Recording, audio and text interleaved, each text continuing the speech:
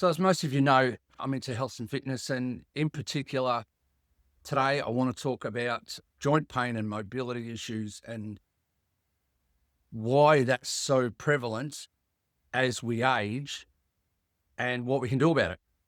More often than not, it's a combination of a couple of things. So obviously wear and tear of your joints as you get older, but that is in combination with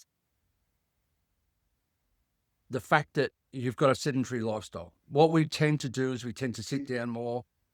I am definitely sitting down more as I'm aging, with not only with my job, but just at the end of the day, you just want to relax and do your thing and get on with enjoying things. But unless you actively engage in some sort of exercise and strength training, hence the gym in the background, then joint pain is going to become a very real part of your life. Now, there's another part to that, which I'll get onto in the next video.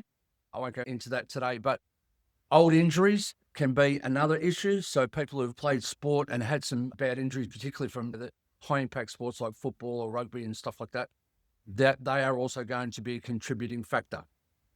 The other contributing factor, and again, which is why I've got a gym in the background, is lack of muscle. So reduced muscle mass and reduced muscle strength, which in and of itself will put pressure on your joints. And that's what causes them to ache, because there's no stability and no structure around those joints in order to support them and give them the strength that they need. So your lack of muscle structure, muscle mass, and strength in the muscles that will support all your joints, particularly your hips and knees and ankles and even your fingers. We need to address that now as we age. And honestly, it doesn't matter how old you are. I know people who have started exercising in their 70s and they have, over a period of time, whether it be a month, 2 months, 3 months, a year, whatever, have improved their mobility out of sight. There's no more pain in their joints. Their muscle structure's better. Their mobility's better. Their VO2 max is better. Just everything improves. Their mental stability is better just by doing it.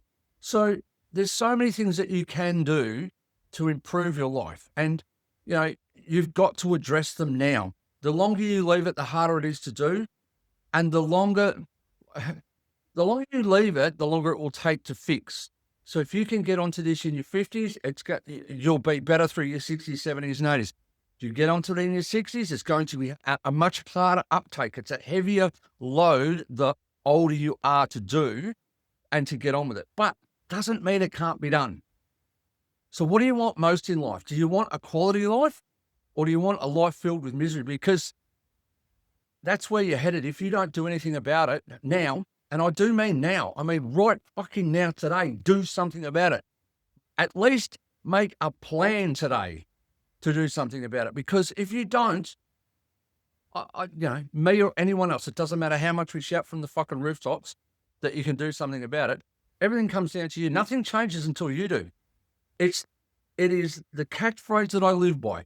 Nothing changes until you do. And unless you're prepared to make your life better, no one's coming to save you. No one can come and do the exercises for you. No one can lift the weight for you. You have to do it. And you don't even have to lift weights. This is the thing. Like, I like lifting weights, but I did a day of gardening yesterday, and I'll tell you a good way to improve your grip strength: get a set of secateurs and start cutting some trees. It's spring, it is in Australia, where I'm from. It's spring, so start cutting some trees back, using some secateurs, using some shears. If you've got inflammation, that is something you need to take notice of. Where is the inflammation coming from? And what can you do about it? Mostly inflammation is going to be a dietary change, which I'll speak more about on the next video. But inflammation, if you've got it, it is absolutely 100% going to affect your joints, and you need to address that. I can't tell you what to do with that, because that's up to you. Now, I will go into in the next video about nutrition and ways you can address it, but I don't know what your situation is. And unless you actually make the change and become better aware of what's going on inside your body and how you're going to go about fixing that, you've got to have the information, sure. You've got to watch the videos, but it's taking the action down the track that will change your life. and only you can do it. That's the irony of it. You can sit here and watch me or anyone else for the longest time, but at the end of the day, only you can make that change. So if you got some value out of this video, please like and subscribe, like the video, subscribe to the channel. See you on the next video. Ciao. Bye.